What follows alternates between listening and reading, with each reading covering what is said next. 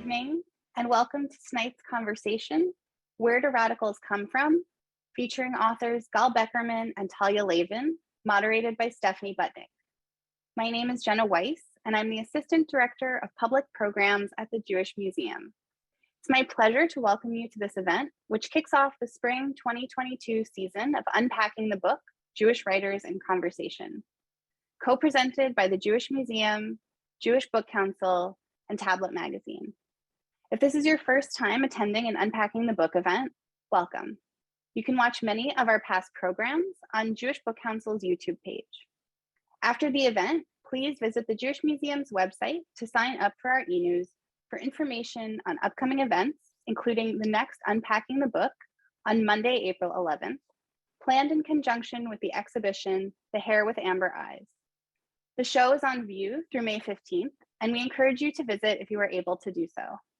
We also offer virtual tours for groups of any size, so come with your book club, tickets, and more information at thejewishmuseum.org/visit. Closed captioning is available tonight for those who wish to use it. Simply click on the CC icon at the bottom of your screen to watch the event with captions turned on. Now I would like to introduce Naomi Firestone Teeter, Executive Director of Jewish Book Council, to share a little bit more about tonight's program. Thank you, Jenna. I'm so pleased to be able to welcome you this evening on behalf of Jewish Book Council. This is our 8th season producing the Unpacking the Book literary series in partnership with the Jewish Museum and Tablet Magazine, and I continue to be so inspired by the incredible conversations that have emerged from each event in our series. Books are a powerful vehicle to think about and discuss Jewish life, identity, culture, and history, and especially meaningful these past 2 years to bring the community together. And while we love to gather in person for these discussions, the virtual world has allowed so many more of you to be with us from all over the world, and that's truly been a gift. So thank you for being with us this evening for this program featuring Talia Lavin and Gal Beck. We're proud to host them to discuss their respective books, Culture Warlords, My Journey into the Dark Web of White Supremacy, and The Quiet Before, on the unexpected origins of radical ideas, with our longtime moderator, Stephanie Butnick. And a special welcome to Gal, our first author to make a second appearance in the series. Our mission at Jewish Book Council is to educate, enrich, and strengthen the community through Jewish literature. You can visit our website to learn more about our reviews, essays, and paper brigade, our book club resources and author tours, and our literary awards, including the National Jewish Book Awards and tion Notable Books. I hope you will check out all of our programs and resources and consider becoming a member to support JBC's continued initiatives. Before we begin tonight's program, I'd like to very quickly thank the Jewish Museum, and specifically Jenna Weiss, and our media sponsor, Tablet Magazine, the premier publication of Jewish news and ideas in the U.S. A very special thank you as well to Evie Sapphire Bernstein from Jewish Book Council for managing the ins and outs of this program. And I'm especially grateful for JBC's Board of Directors for their continued support of Jewish literature, ideas, and conversation. A few housekeeping notes before we begin. If you would like to ask a question of our panelists, please use the Q&A feature at the bottom of your screen. Please also be on the lookout in the chat for links to purchase this evening's books. I hope you will purchase both of our wonderful authors' books, if you have not already done so. And please note, as Jenna said, that if you need captions, you can add them by clicking on the bottom of your screen. And now I'd like to introduce you to our moderator. Stephanie Butnick is the deputy editor of Tablet Magazine and a host of its weekly podcast. She is the author, along with her co-hosts, of the newest Jewish encyclopedia, From Abraham to Zabars and Everything in Between. Thank you so much for joining us this evening, and please enjoy the event. Thanks, Naomi and Jenna. I'm excited to kick off another season of Unpacking the Book. Tonight, as you mentioned, I'm joined by Gal Beck, author of The Quiet Before, and Talia Lavin, author of Culture Warlords. They both have very nice long subtitles that we will get into later on this evening. It's a real privilege and a pleasure to be back hosting this series. Our panelists tonight are wonderful. Gal Beckerman is a senior editor for books at The Atlantic and the author of When They Come for Us Will Be Gone, which won the Jewish Book Award, the National Jewish Book Award, and the Sami Rohr Prize. It was named a Best Book of the Year by The New Yorker and The Washington Post. Talia Lavin is a writer who has had bylines in The New Yorker, The New Republic, The New York Times Review of Books, The Washington Post, The Village Voice, and more. Welcome, Gal and Talia. Thank you for having us. Yeah, It's thank you so much. It's a pleasure to be here virtually with the two of you. You know, tonight we're going to be talking about how culture movements get started and how technology is changing the way these groups form. But first, I know that on, I think, everyone's minds and feeds today has been Russia's invasion of Ukraine. And I bring this up because I feel like tonight I'm speaking with two people who are sort of uniquely keyed into this world. And I know we're going to get to sort of the books and everything else, but I do want to start you know, Talia, you spent a year in Ukraine on a Fulbright. Gal, your first book was all about the fight to save Soviet Jewry. There are stories in this book from Moscow. I sort of just wanted to first go to you and Talia, you know, what's been going through your mind today? I mean, what have you two been doing today as you watch the news unfold? Talia, do you want to go first? Sure. I mean, I'm really bummed out and furious. I have friends that in Kiev still. I know two scholars, Tatiana Bakanova and Oksana Sherba, are both affiliated with Naukma, Kiev Mogila University. And, you know, Oksana is a longtime friend of mine, and she wrote, the words are a little rude, I'm not sure what the cussing policy is for unpacking the book, but she said, I'm not going to let this pig stop me from finishing my novel and my translations, you know. I think it feels a little old-fashioned, this like a war of territorial aggression straight out of the 20th century. I'm furious at the impotence of the West. I'm not looking towards nuclear war, but for example, like a move like banning Russia from the SWIFT international bank messaging system, you know, that Germany opposed today. I mean, it's crazy. Like, also, it's just very emotional for me. Like, I've lived in Lviv, I've lived in Kyiv, I've lived in Odessa. You know, I left about 2 months before the Euromaidan revolution. I know people who were involved in that revolution. I remember specifically walking around Kiev and seeing the giant helipads for, you know, the president at the time, Lukashenko, not Lukashenko, sorry, that's Belarus, who was, you know, the puppet of Russia. And they ousted him. It was so brave, and people lost their lives to do it. And, you know, there's so many lies. Like, it's really a useful tool in like propaganda and misinformation. Like, this idea that they're invading Ukraine as a form of denazification. Like, yes, Ukraine has Nazis. The Azov battalion that people bring up all the time. Yeah, it's a far-right paramilitary that has been granted semi-official status because Russia invaded Ukraine, and there's been a grinding, shitty, horrible war in the Donbass since 2014, you know, since essentially this declaration of independence, since the daylight theft of Crimea. So yes, Ukraine has Nazis. They also have a Jewish president. Like, the US has plenty of Nazis too. You know, every country has its Nazis. So Russia talking about denazification when they've crushed their gay population, they've crushed dissidents, they shoot journalists. This is preposterous to me.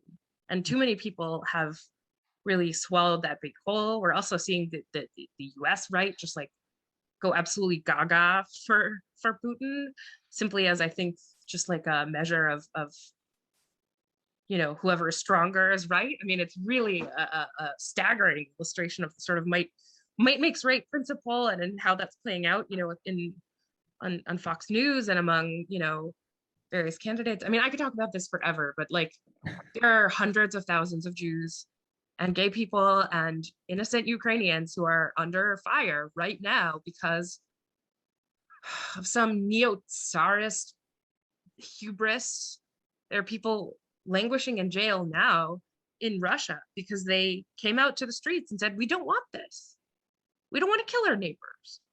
There is a lot of cultural and human intercourse between Russia and Ukraine. Like, you know, and for every person that goes out on the street and risks arrest or worse, murder, for going out and opposing Putin, there are many more who share that opinion but don't want to see their children orphaned. So this is a very stark moment. I feel it very deeply, and I can talk forever, but I'll turn it over to Gal. I'm watching it all with the same kind of sense of growing horror. But one of the things that I've been thinking a lot about, just because like my perspective here is a little bit through this lens of history, having spent a lot of time thinking about the Soviet Union in particular, is just the ways that history repeats itself. I mean, in my book, which we'll talk about, it's this kind of longue durée. It's looking at at many different historical moments, and all of them have this kind of 3 steps forward, 2 steps back dynamic to them. And the one thing that I've been thinking about a lot today is, I have this chapter on samizdat, on underground writing and the role that it played for dissidents in the Soviet Union. And in that chapter, I look specifically at something that happened in 1968, which was the Prague Spring. This was when Czechoslovakia decided to sort of have a more kind of liberal form, communism with a human face. And the Soviets went in with tanks and crushed it, for reasons that should feel very familiar to us today, which is that they didn't want that part of Eastern Europe to leave the sphere of Soviet influence. And that's sort of a similar dynamic playing out today. And I looked at a bunch of dissidents who gathered on Red Square and held this very brave protest that lasted maybe 30 seconds and then was crushed. And that happened in 1968, and we see these patterns sort of return again and again. But the thing that gives me a little bit of hope is, in addition to the suppression and the sense of crushing sort of might by the Russian state and by the Soviets before then, is also this desire among groups of people to push back and to fight back. And I think that just as that was alive in 1968. I know that that's alive today as well. Well, one thing that I always think of is the national anthem of Ukraine is entitled Ukraina ще не вмерла, Ukraine has not yet perished, which that's literally their national anthem. So that seems apt. I mean, I feel the other historical resonance is that it was Ukraine's decision to attain independence in 1991 that really formed the sort of crumble of the Soviet Union. After that, all the other bricks fell with dizzying rapidity. And in a sense, there's a sense of like narcissistic injury or imperial insult, the sense that, our imperium was destroyed by this country's desire for freedom. And let's get it back. Gal, I've been thinking a lot about the first 2 paragraphs of your book's introduction. The rest is wonderful as well, but I was wondering if you could actually just sort of kick off this conversation with just a very quick reading. I know we're all virtual, but I think it'll help everyone get a little bit of a taste of your book. Sure. This might be the first time that I'm actually reading from it in this way. Let's see if you remember what's in it. If I remember what's in it. What did this guy say? So this is the very beginning of the book from the introduction. You wanted the first 2 paragraphs, you said? Yeah. Yeah, okay. Change, the kind that topples social norms and uproots orthodoxies, happens slowly at first. People don't just cut off the king's head. For years and even decades, they gossip about him, imagine him naked and ridiculous, demote him from deity to fallible mortal with a head which can be cut. This is true for revolutions of all sorts. Slavery exists, and then a small group of people begin worrying among themselves about the moral blight of humans owning other humans, weighing what might be done. Their talking transforms them into a group with a purpose, abolition, and discussion eventually bubbles up into action, and then into the changing of minds and eventually laws.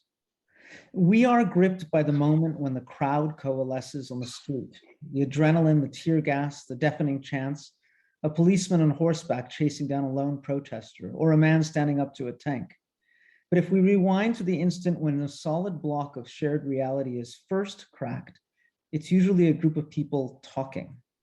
To be more specific and to reclaim a word that Silicon Valley has turned into meaningless jargon, they are incubating. And the incubation of radical new ideas is a very distinct process with certain conditions: a tight space, lots of heat, passionate whispering, and a degree of freedom to argue and work toward a common focused aim.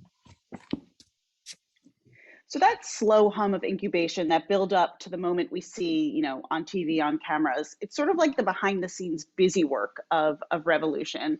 There are a lot of examples, a lot of periods of history that you probe in this book. And I'm curious, what was your favorite period of time to go into? What was your favorite bit of history to go into?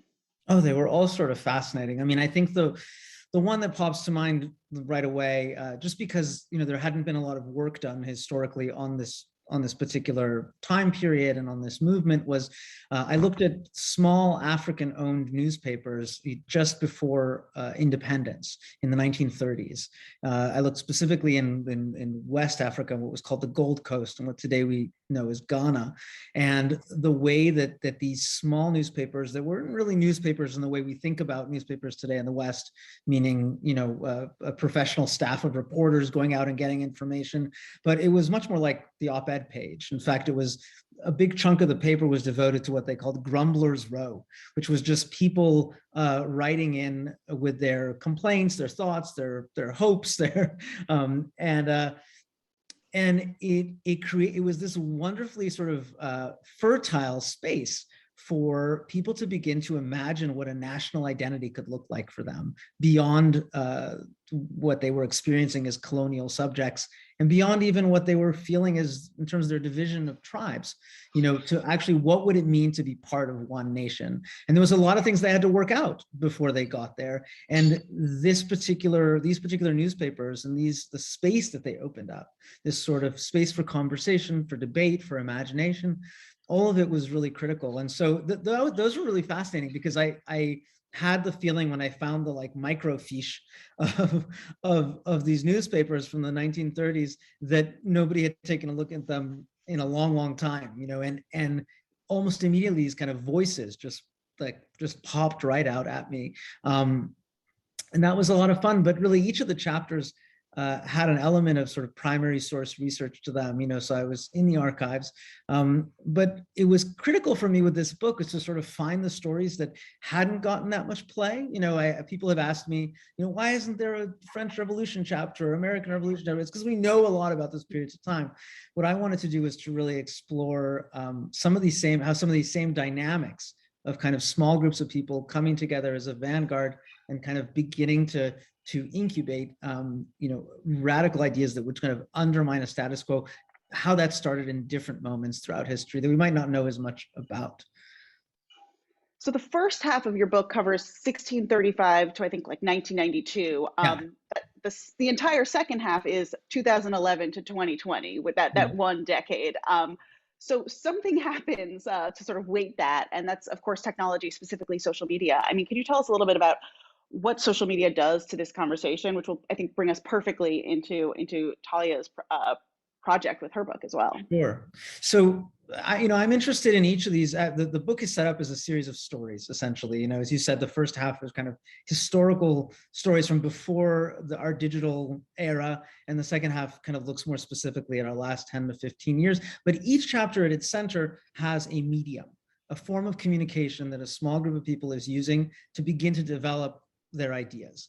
And what changes with social media is that the various forms of communication, sort of pre-internet, all have these features to them that allow these groups of people to do that incubation process. It gives them a kind of an intimacy, a sort of a closed room where they can really hash things out. What happens with social media and the big platforms that we kind of are, for better or worse, our public sphere exists on today, is that they have very particular features too. They're built in such a way to sort of privilege a kind of speech that draws people drawing attention to themselves to try to grab attention. They're built around this architecture of gaining likes or followers. So a speech act on a Twitter or a Facebook is designed in a certain way, or we've kind of learned to communicate in a certain way on those platforms that I came to see was not that productive for a movement needing that sort of incubation space. It's a great bullhorn. That needs to be said. It has these features that allow you with great scale and speed to draw hundreds of thousands of people to the square or out to the streets. But when it comes to actually allowing for conversation that might have nuance, that allows people to fail, in their ideas and not be shamed for it, it's too performative, it's too fast, it's too quick. It doesn't have what activists or dissidents could really use in many cases. So Talia, you infiltrate an entirely different kind of conversation, this sort of white supremacist underworld that exists online in all sorts of internet chat rooms and social media groups.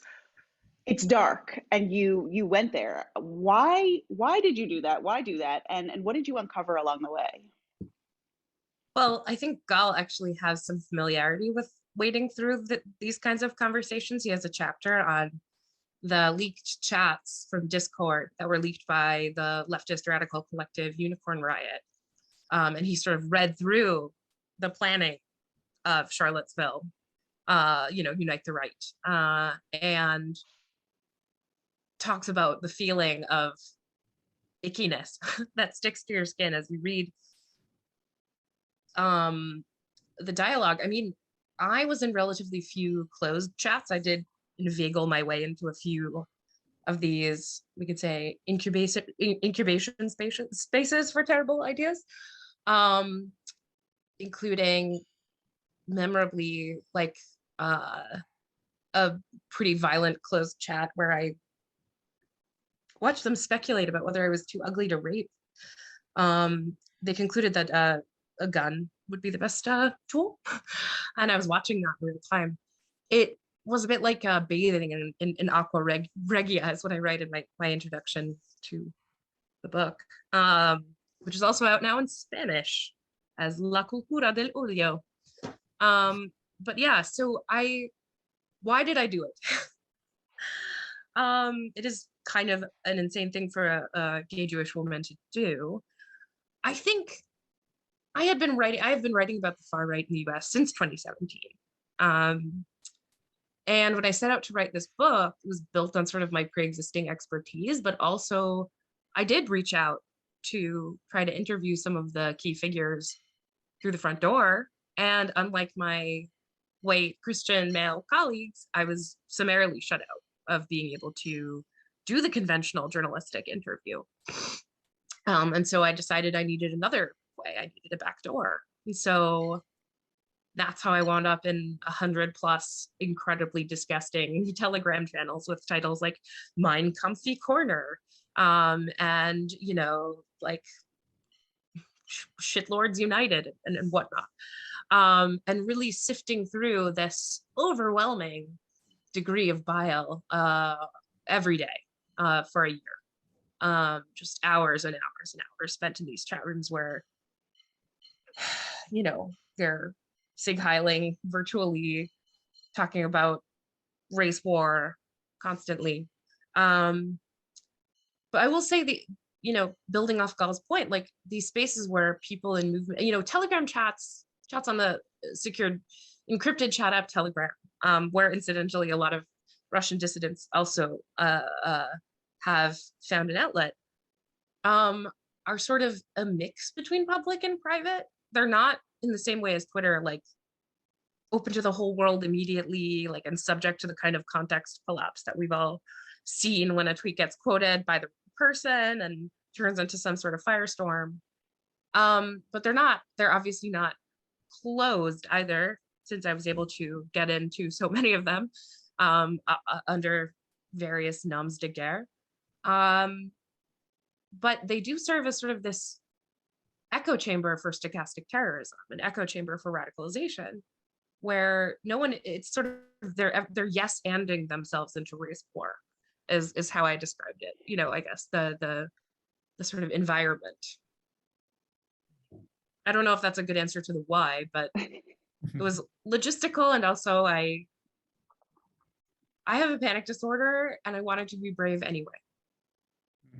Some real exposure therapy. It seems like I I can say by the way, I got a small taste of this, just, as Talia said, I got this trove of chats of messages from something called Discord, which is I don't know, for those who don't know what Discord is, it's like a platform for gamers that became very popular amongst the extreme right, white supremacists, because you could create these essentially closed rooms where you could have conversations, and this hacker collective managed to get access to them. So I had tens of thousands of messages, and it was weeks of reading through them that were just, it was very, very not nice. And so I can only imagine what Talia experienced, just kind of actually interacting and being in them. I was looking at it sort of after the fact, but it's bracing to be exposed to that sort of dark worldview. And it seems like, oh no, it seems like, we're here, it's a Jewish event, like it gets to the Jews pretty quickly, right? Oh, yeah, no matter what angle you're coming from. And Talia, there's a great paragraph in your book that I was hoping you'd read for us, just because there's this ickiness. It does seem like there's something, culture warlords. It does seem like there's something going on here, right? I was actually I'm curious to ask Talia, I want to hear the passage, but I was surprised how much more about Jews it was than about Black people. Then, it was more, it felt like I don't know if you saw that too, but that actually surprised me. Like I thought that it would be far more sort of racist and anti-Semitic, if we can make even these sort of, to even make that distinction. But I was shocked at how fixated they were on Jews. Like that was kind of a surprise to me. Oh yeah, no, I mean, part of the reason I got interested in all this in the first place was just realizing how central anti-Semitism is to the white supremacist worldview. Anti-Blackness is, this is really the thrust of the paragraph that I'm about to read, but they're obsessed with us, obsessed. And this had been going on for years. Like my role as a critic of the right, like any harassment I received was so exponentially increased by the fact that I'm Jewish. It was really like, yes, they do want to kill every single one of us. And they do more crucially, they hinge their worldview on, and their other hatreds on, hatred of Jews. I like to say no hate is an island. In the general sort of reactionary Jewish community of America, we often view anti-Semitism as an isolated hatred. But in fact, if you look at the white supremacist worldview, hatred of Jews is intimately intertwined with hatred of people of color. There really is this sort of idea that Jews are the driving puppeteering force behind civil rights, behind, like movements towards like accepting interracial marriages, all with the goal of diluting and eventually destroying the white race through what they call white genocide, which essentially involves immigration and like liberalization of like anti-miscegenation laws.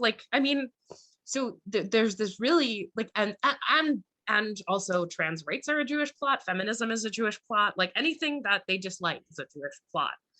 It's a very useful explanatory tool for why the values they hold so dear do not dominate the world. And it's also a tool for sort of making themselves feel like they are warriors against more powerful enemies and fighting for a just cause. It's much easier to motivate yourself if you believe yourself to be fighting something stronger than you, a scrappy fighter. And the Jew is always present as sort of this omnipresent, all-powerful enemy. So I'll read the paragraph real quick before I keep talking myself to death.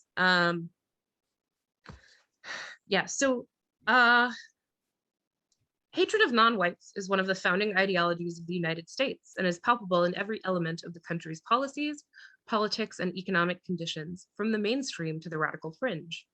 The writer Adam Serwer calls this caste system the racial contract in America, the ways in which non-white subhumanity and white humanity are visible in every interaction, between the state and its citizens, between non-white citizens and white citizens. But part of this racial contract in the modern era, as Sir Rohr puts it, is that the subhumanity of non-whites is a codicil rendered in invisible ink. It works most effectively, he writes, when it remains imperceptible to its beneficiaries. The chief distinction between members of the white supremacist movement and the explicit and implicit anti-Black racists of mainstream American politics is a gleeful reveling in the terms of the racial contract, and a desire to render injustice starker and more violent, explicit, and total. White supremacists are consumed by a desire to perpetrate violence on non-whites, to cleanse the country of them, to destroy their communities through state and extrajudicial violence. But what underpins this fixation, the intellectual foundation of the white supremacist movement, is a stalwart belief in the omnipresence of the cunning, world-controlling, whiteness-diluting Jew. Anti-Semitism is an attenuated force in modern American mainstream politics.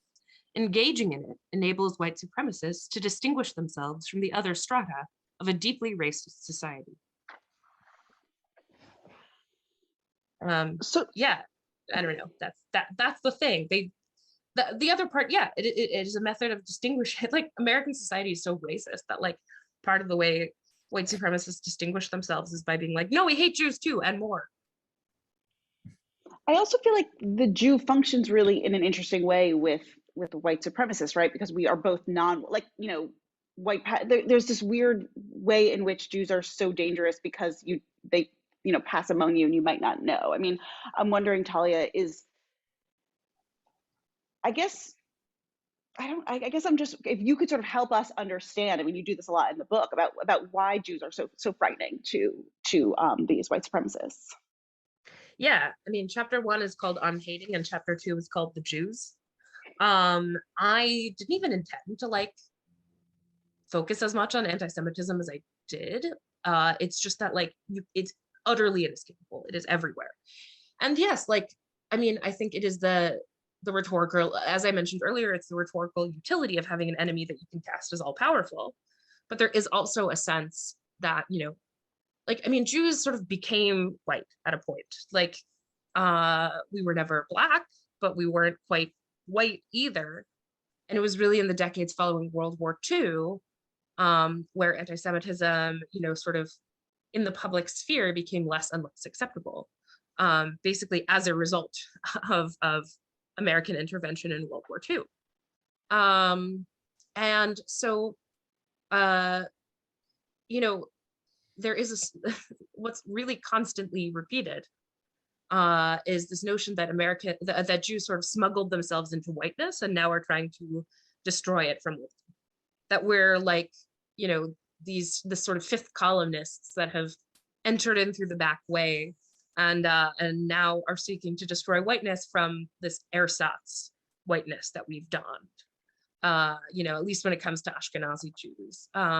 So I mean, this is manifested in so many different ways in that I've directly seen, where I've had people call me a crypto Jew, even though I'm not hiding it at all. People saying that I've changed my last name from Levin to Lavin to sound less Jewish, that I'm, trying to sneakily destroy the white race because that's just what Jews do, that I'm a race traitor, that I'm an enemy. And of course, this is directed, I mean, the other thing that's sort of bracing and chilling is this is very much directed at every single Jew in the world. This set of accusations, as we've seen with, so for example, the Pittsburgh synagogue shooting, right? That was the same Shabbat. They were hosting a highest refugee Shabbat, right?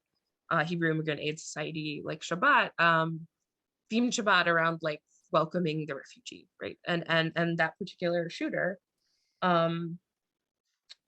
said, okay, I'm gonna take a stand against white genocide, right? The Jews smuggling in immigrants to outbreed white people. I'm gonna take a stand, and that's why he shot them, right? Or the shooter, the radicalized Christian shooter in San Diego, he went in and killed a random woman in a Chabad. It's not this is focused on particular figures in banking or the media or you know, the highest echelons of political power. Like, it is their belief that every single Jew in the world is part and parcel to this global conspiracy. It's maybe this is a weird time to ask you, but Gal, I kind of when I was reading your book, I kept thinking, is there something distinctly Jewish about how ideas incubate? Totally stepping out of the world of Yeah. anti-Semitism, but I mean, there has this idea of conversation, of space for conversation, of debate, all of that sort of behind the scenes stuff. I mean, without flagging the anti-Semites, can we claim some sort of Jewishness inherent in that incubation process? Well, I mean, it's where we have to make our protocols, the elders. right. Yeah, right. That's where you see it. And it's funny that you asked that, because I hadn't really thought about that as I was writing the book. That's literally my job, to ask that, by the way. I know. And of course I was like, how do I frame this book for the Jewish Book Council? And then now I'm sort of coming to see it, which is that I think you're right, that there is, and it's a little bit of a cliche at this point even to talk about, this kind of Jewish tradition of commentary on commentary, the kind of the Talmudic, a page of Talmud is literally people arguing amongst themselves, right? And so that is obviously that tradition of sort of minds in friction producing knowledge that is really at the heart of every one of the examples that I look at. It's the necessity of having a place where people can actually come into even some kind of intellectual conflict so that they can emerge with a refined sense or a more attuned sense of the kind of change that they hope to seek and how they can get there. So that does feel a little bit Jewish. It does feel like it comes out of this tradition of people of disputation, that is so much at the heart of the kind of intellectual legacy of Judaism. Did I have it in mind when I was writing it? Not really, but maybe it was something that sort of appealed to me in its way, because I loved, the idea of looking through history for these places where people sort of are sitting, not literally sitting across the table from each other, because all these are sort of mediated instances of this, but where they're getting a chance to actually exchange ideas, to have real conversation. And it's something that feels weirdly lacking in our world today. I feel like I came up against often the kind of many meanings of the word social, that we talk about social media and we feel like we're in each other's faces all day long, in a way that, was not true of our pre-digital past. But like, what is that kind of social? That's a social that, to me, the metaphor, what it always reminds me of is it's the kind of social of like going to a cocktail party, and a cocktail party, it kind of ages me to say cocktail, but a party, going to a party and you're there and there's lots of people talking and, you're trying to have a conversation, but it's really noisy. So you can hardly hear what the person is saying. And then somebody tells a joke on the other side of the room and everyone kind of turns in that direction. A glass breaks in another room and everyone sort of pops their head up.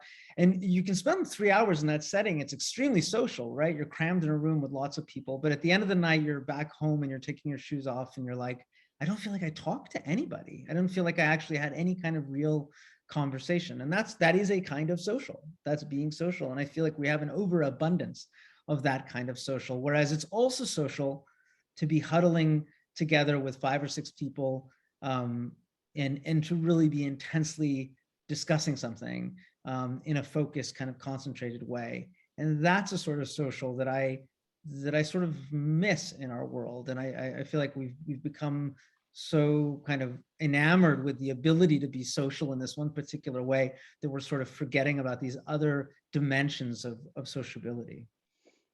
I think there's a great audience question that I'm going to ask you, and I'm going to remind everyone that if you want to use the Q&A function to ask a question of Gal or Talia, we will move into them. I mean, this is from Nina, and she says, I love Gal's description of the space to be able to think, dream, fetch, collaborate, etc. I feel like we're living in a time, sort of as you just said, in which that space is closed, ugly, inherently discriminatory, whether right or left. So where is the opening? Can such space be found, reclaimed, etc.? I have personally withdrawn into my own Mitzrayim. In response, I'm not on social media, have mostly disengaged. Are there glimmers of hope, of possibility? Can this gathering can this gathering be that? Oh, I like that idea. Great. I'm curious for both of your thoughts on this question. Well, I actually want to go back to something Talia said in the beginning when she was talking about Telegram, which is this encrypted app, where people can create sort of semi-closed spaces. And the fact that she was saying that this is a tool that's being used by white supremacists and by some of the ugliest, antisocial forces that we can think of, but it's also being used by the dissidents or people who are trying to resist in Ukraine. And that don't say the Ukraine. I know, I caught myself. You see that? It's like an old tick in Ukraine. So and to me, when she said that, it pointed to the fact that, this is a tool. These are tools that are out there for people to use. And sometimes we associate the kind of value of seclusion or, like small hidden spaces as being only where like child pornographers and ISIS recruiters go to hang out, when in fact those spaces are digital spaces that are, operate in a different mode and are open to people to communicate. I mean, it sounds like a banal answer to this question, but there are email chains, and I'm talking, if short of meeting in person and actually talking to one another, there are email chains, there are encrypted apps, there are small groups, there are like, I have one chapter in my book about COVID and the way that a lot of the, these famous epidemiologists and virologists suddenly found themselves in demand on Twitter to give information that people weren't getting from the government and weren't getting from the CDC, because the CDC was being hobbled by the government in some ways, and by the Trump administration, I should add, and these group of experts decided they wanted to sort of use this big, loud bullhorn of a platform, Twitter, to sort of set the record straight, to give people some clear advice. But they understood right away that like they couldn't do that unless they also had another sort of space, which was these little private DM groups of like 10 or 15 people where they could hash out their ideas, actually draft tweets, go over like research papers that were being sort of coming out very quick and furious, and know what in them was useful and what they should not be sharing. They needed that separate small space. And I guess my bigger point to answer the question is those spaces are available. I think what I want people, to the extent that I want them to learn anything from my book, it's that like to have that sense of self-awareness about the medium that you're using actually can define and shape the kind of conversations you can have on it. And so, you should try and look for the spaces where you feel like you can have that kind of intimacy and intensity that that can really give you something. Yeah, I mean, like in my life, I'm a pretty active Twitter user. I have whatever 150,000 followers for every stupid thought. I like, people yelled at me for like 4 days for supposedly misunderstanding the message of RoboCop. So these conversations can get very distorted by, say, rabid Paul Verhoeven fans.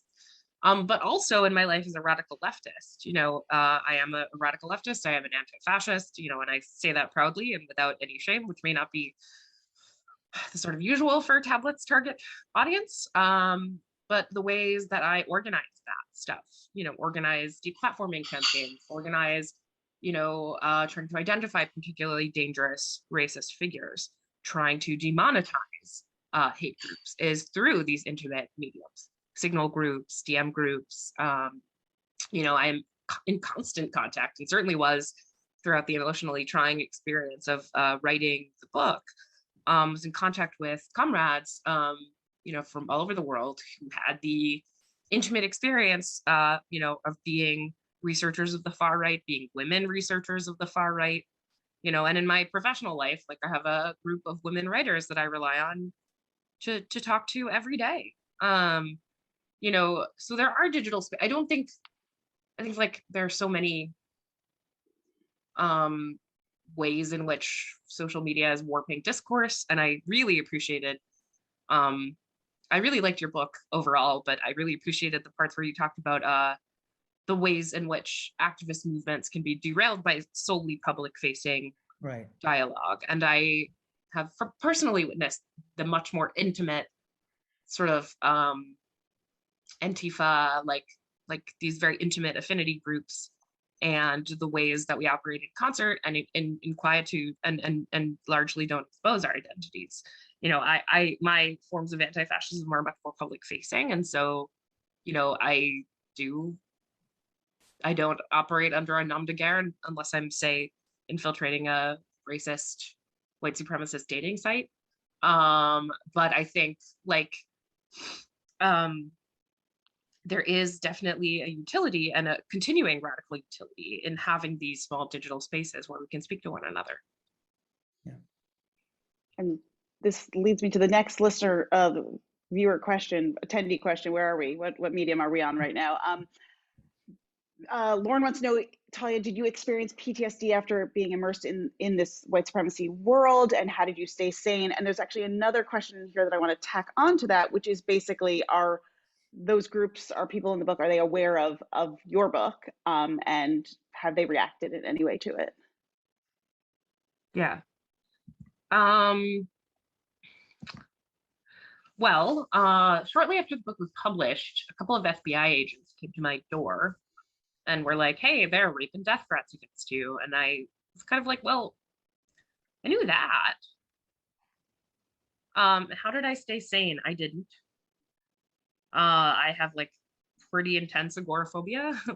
Like, COVID made it a whole lot worse. It turns out that when you are already disinclined to leave your house and to feel fearful of the world at large, a 2-year period where that message is being reinforced by everyone makes it significantly worse. It was definitely a trying experience. It definitely put me on edge. I definitely have bought 7 swords over the last 3 years. Sorry,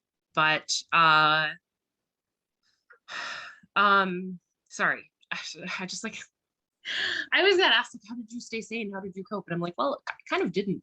Although, like, I do still write about white supremacy on a regular basis. I have a Substack called The Sword and the Sandwich. I will put in the chat if anyone would like to subscribe. It's where I write. But I've set it up so that every Monday is The Sword, and that's where I talk about, you know, the far right, white supremacists, white nationalists, and lately the war in Ukraine more. But, like, you know, I wrote a big feature on, like, the Canadian trucker convoy and such. And so, but every Friday is the sandwich. So I write about a different sandwich from the Wikipedia's list of notable sandwiches in alphabetical order. So I get to write about, you know, hatred, but I also write about bratwurst. So I've learned that, like, there has to be a balance, because I was in a very dark place after a year of this bone crushing sort of carrying around the weight of this hatred every single day. Well, Marcia wants to know, given what you've shared about white supremacists, is there anything we as Jews can do to try and communicate in any way with them, which is sort of an interesting direction. Well, you too can infiltrate their private spaces, try to get their real names and publish it online. If you're asking whether you can establish sympathetic dialogue to, like, rehabilitate them and make them believe that you are truly human, good luck. Like, that's not gonna happen. They're, like, way more, they have people they trust a lot more than, like, and the question of de-radicalization, that's not my oeuvre, that's not my modus operandi. But I think, like, a big part of getting people away from these movements is to raise the social cost of belonging to them in the first place. And anti-fascist actions, including infiltration, and including sowing discord, and including public humiliation of people who espouse genocidal sentiments towards us, is a big part of it. I also wanted to address another audience question. I'm sorry, Stephanie, to steal this from you. This is Amy's question. There are Black Jews and Jews who also identify as Indigenous and as POC. What about the additional problems of racism in the white Jewish community towards Jews who are Black and Indigenous people of color? Like, yeah, absolutely. I think a big part of also why we treat anti-Semitism as this sort of singular form of hatred without recognizing the ways that it's intimately interconnected with other forms of hate is the blinkeredness and racism of the Jewish community. And I grew up Orthodox.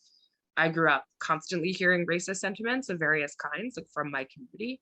I think it is a major weakness and a reason why we as a community did not address the fascist upswelling that occurred during the Trump presidency. You know, I think we have a lot to answer for and a lot to consider as a community in terms of the impotence of our response to the growing global fascist threat. Well, I'm curious, for both of you. I mean, Talia, your book has sort of a new introduction that talks about January 6th. Gal, as we discussed, I mean, your last two chapters were about the pandemic and about George Floyd. I mean, what is it like to sort of be engaging? I mean, Gal, you're engaging with history and then really things as they're happening. And then Talia, for you to be sort of responding to things. I mean, what is it like to sort of process this art, this book, this writing, as things are happening in real time? I mean, I had the interesting experience of having, I knew I sort of wanted to land by the end of the book with Black Lives Matter, because it was just a movement that, we've all been so familiar with over the last few years that had seemed on the face of it to really, make the greatest effort that I can, probably in my lifetime, to change a conversation in America about racism, about the persistence of racism. So I really wanted to understand that movement, and I'd written a chapter that I had a draft of at the end of 2019, in December 2019, and it was sort of an elegiac chapter from these activists who felt that they had this moment in 2015, 16, where there was a lot of visibility and attention towards their cause, and they kind of, partly because of this kind of social media metabolism that I'm talking about, where they were able to sort of bring a lot of spotlight to themselves and to the issue, and but they didn't know how to sort of move that into the realm of making the kind of concrete changes, particularly in police reform, at local levels that they wanted to make. And so that was sort of this kind of sad chapter that I had. And then, the summer of 2020 happened, and that was fascinating because I had to rip the whole thing up and sort of reassess. And it was really actually helpful for the sake of the book, I have to say, because a lot of these activists sort of talking to them over this long period of time where they had experienced these cycles, these sort of booms and busts, they learned a lot about social media and sort of what it's good for and what it's not good for. And so a lot of these folks after that summer were in a much better position to sort of figure out how to turn the energy and the kind of symbolic wins that they saw that felt, ultimately a little bit empty to them, into a much more sort of tangible realities on the ground. Getting the DA elected, who's going to be, in line with their points, with their point of view and their sort of strategy plan, trying to create relationships with a local city council who might move things in the direction that they want. All of these sort of on the ground organizing tactics that sometimes felt in real counterbalance to the or not counterbalance, but kind of worked against the kind of loudness of those moments. And so in my case, it was sort of interesting to be able to track this over time in this particular case, because I saw people evolve in their thinking. And I could see it just, from conversations that I had over many years with folks. So I think there was a real benefit to that, and a real contrast for me. I mean, that part of the book was so contemporary and so much sort of responding to events. And it was fun to kind of have that, but also have, write about things that happened 500 years ago, where there's a little bit more of a settled sense of what lessons can be drawn or what we can understand about those periods of time. Yeah, I really enjoyed, Gal, in your book, the fluidity of those two methods of discourse. I particularly also wanted to single out the chapter on manifestos. I, as a teen, loved the Dadaist manifestos. I was super popular. I loved and I did like the sort of cool poetry of the Futurist Manifesto, but the story of that Jewish artist, Mina Loy, and her feminist manifesto, despite its troubling tint of eugenics, was definitely fascinating. But I was finishing writing my book, literally from isolation with my, niece and nephew as part of a little childcare collective because my older sister was tending to COVID patients in the ICU in Elmhurst. So, I was finishing it off and I was seeing the explosion of conspiracy, of paranoia, of anti-Semitism around the pandemic. But it was very nascent, right? I was finishing it in March and April and May of 2020. And the book came out in October 2020, a month before the presidential election. It definitely saw a spike in sales on January 6th because I was like, I felt like I had been standing on the side of the highway with like a giant sign saying, this is bad and it's getting worse and it's growing, right? And people sort of hadn't paid attention until they had to pay attention. So it was definitely, it's definitely a challenge, and then, also in translation and translating it into a new audience and answering these questions. I have had a fun time bothering Spanish reporters when they keep asking me, like, where does anti-Semitism come from? And I'm like, well, you're calling me from Spain, a place that spelled all it's Jews. So I don't know, you guys. But anyway, it's definitely a challenge to sort of incorporate continually changing public events into something as static and sort of fixed as a book. And so it's been interesting though, like, and wonderful and gratifying to see that over the past 2 years, I don't think it's gone stale, because what I tried to capture was sort of the impetus and the sort of fixed realities of what drives people towards white supremacy. I want to leave us tonight in the very, very present. We have a few questions about Ukraine. Someone is asking if either of you have heard of Jewish groups organizing in support of Ukraine in New York or anywhere else. There's also a question if white supremacists, or I guess anyone, is particularly, the fact that Zelensky, the Ukrainian president, is Jewish, Blinken is Jewish. Like, what does it mean that there are sort of Jewish players on this stage? What are the conspiracy theorists saying? What does it mean more broadly, if it means anything, for both of you? Do you have anything on this, Talia? Like, God, what are Nazis saying about stuff is sort of a sideline of mine. First of all, like HIAS, HIAS, the Hebrew Immigrant Aid Society, which brought my grandparents over after the Holocaust, is currently preparing for an influx of Ukrainian refugees. Like, one thing that like people don't necessarily realize is there's a very large Jewish community still in Ukraine. Like, it's in Dnipropetrovsk, in Odessa, in Kiev. Like, I've been to active synagogues in all of these cities, in Lviv even. So, there are Jewish groups in Ukraine who presumably do need our communal aid. One thing that's been especially striking, I've been like mostly I care about what's actually happening on the ground. So I've been like a little bit less attentive to sort of the American right response as I normally would. It has been striking to watch the very fulsome embrace. And tonight, Lauren Witzke, who's the GOP candidate for Senate in Delaware, after she's been an open white nationalist for a while on the state legislature there, but she said that I appreciate that that Putin is a Christian nationalist, that he's standing up for his Christian values, and that he is that Christian nationalism is a threat to the Luciferian global regime that's trying to flatten us all together. Now, like, Luciferian, satanic, like, all of that stuff is very often coded anti-Semitism, very lightly coded in this case, I should say. And fulsome embrace of Christian nationalism, which is increasingly sort of mainstreamed in the GOP, obviously is not good news for religious minorities like us. So it also has been fascinating, just like observing the sort of gleeful embrace of military might that you've seen on the more mainstream American right. I haven't been sort of dipping into my Telegram chats as often as I usually do, or I've been focused more on sort of trucker convoys.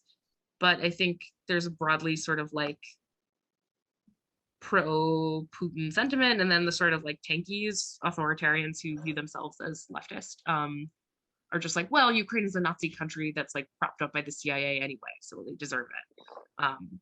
Like whataboutery with the Azov battalion stuff. I don't know. It's definitely, a lot of people are showing their true colors, and they're not all blue and yellow. My feeling is just like, as I'm an anti-imperialist of any stripe, and like what's happening now is horrifying on a personal level in terms of like how this will affect people. It's always the people who suffer, right? Whether from sanctions, whether from war, it's the poorest who suffer, and that includes a lot of Jews and a lot of gay people who like don't want to be swallowed up under Russia's like gay propaganda laws. It just sucks. You know, there was a pride parade in Kiev this past June. Like, it was small but mighty.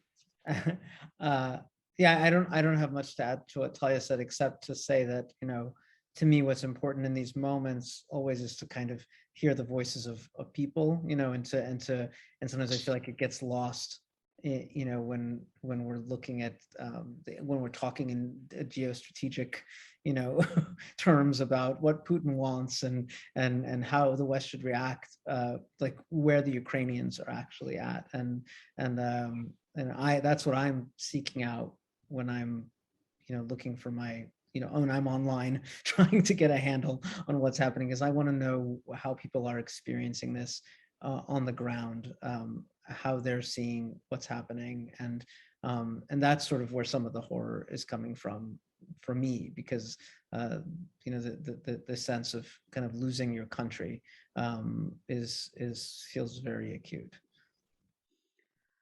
Well, thank you both, Gal, Talia. It's been wonderful chatting with you. And there are links in the chat for everyone here to go and buy both of your books. And it's been a pleasure. And we'll be back with Unpacking the Book April 11th with Lisa Barr and James McCauley. And thank you to the Jewish Book Council and to the Jewish Museum for hosting us tonight. And we'll see you all on Telegram, I think. Oh yeah, no, see you all in my comfy corner. Thank you so much for having me, and it's so delightful to finally talk to you, Gal. I've really enjoyed and admired both of your books. Very, very much the same. Thank you.